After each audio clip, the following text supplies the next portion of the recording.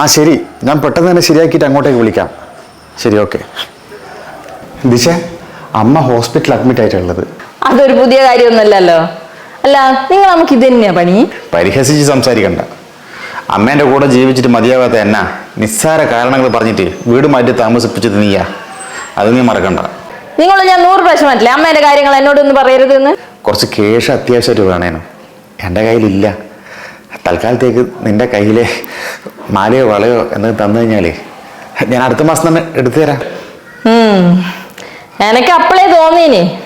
അല്ല, നീ അധികം ഉപയോഗിക്കാത്ത ഏതെങ്കിലും ഒന്ന് കിട്ടിയാൽ മതി. നാണമില്ലേ നിങ്ങൾക്ക് എന്നോട് ചോദിക്കാന്? ഞാൻ എന്തിനാ നാണിക്കുന്നത്? എൻ്റെ അമ്മക്ക് വേണ്ടിയിട്ട്. ഞാൻ എൻ്റെ ഭാര്യനോടല്ലേ ചോദിക്കുന്നത്. നമ്മൾ അമ്മക്ക് വേണ്ടിയിട്ടല്ലേ? നമ്മളമ്മയല്ല, നിങ്ങളമ്മ. നിങ്ങളമ്മക്ക് നിങ്ങൾ തന്നെ അങ്ങ് ഉണ്ടാക്കി കൊടുത്താൽ മതി. അല്ല, നിങ്ങൾ നമുക്ക് വേറെ 2 മക്കളില്ലേ, ഓരോടങ്ങ് കൊടുക്കാൻ പറ.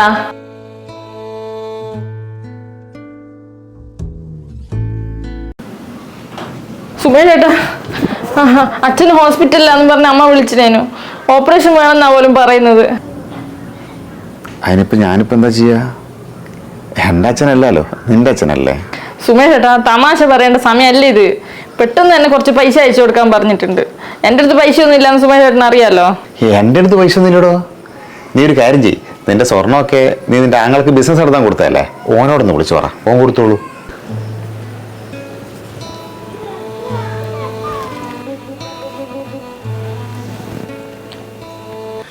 എടോ, കാര്യങ്ങളൊക്കെ ഞാൻ അറിഞ്ഞിനി. ബിസിനസ്സൊക്കെ വളരെ മോശമാടോ. ഞാൻ ബാങ്കിൽ ലോൺ അപ്ലൈ ചെയ്തിട്ടുണ്ട്. അത് പെട്ടെന്ന് ശരിയാവുന്ന ബാങ്കിൽ നിന്ന് പറഞ്ഞേ. കുറച്ച് പൈസ എന്തെങ്കിലും ആക്കിയിട്ട് അമ്മക്കൊന്ന് അയച്ചു കൊടുക്ക്. അച്ഛന് സീരിയസ് അല്ലേ, അതുകൊണ്ടാ. ഇല്ലടോ, ഇപ്പം എൻ്റെ അടുത്ത് ഒന്നുമില്ലടോ.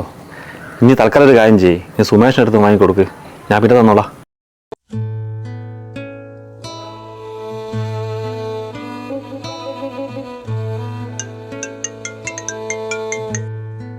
ഹലോ മോളെ ദിശേ, അച്ഛൻ ഓപ്പറേഷൻ തിയേറ്ററിൽ കാറ്റിയേക്ക്. പൈസ സുമേഷ് അയച്ചു തന്നെ. ആ ശരി അമ്മേ, ഞാൻ ഇപ്പൊ തന്നെ അങ്ങോട്ടേക്ക് വരാം.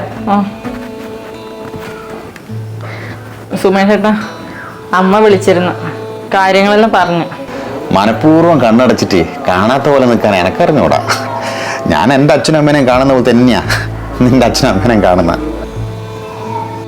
നീയും അങ്ങനെ കണ്ടിരുന്നെങ്കിലേ നമ്മുടെ ജീവിതം എത്ര മനോഹരമാകുമായിരുന്നെന്ന് നീ ചിന്തിച്ചിട്ടുണ്ടോ?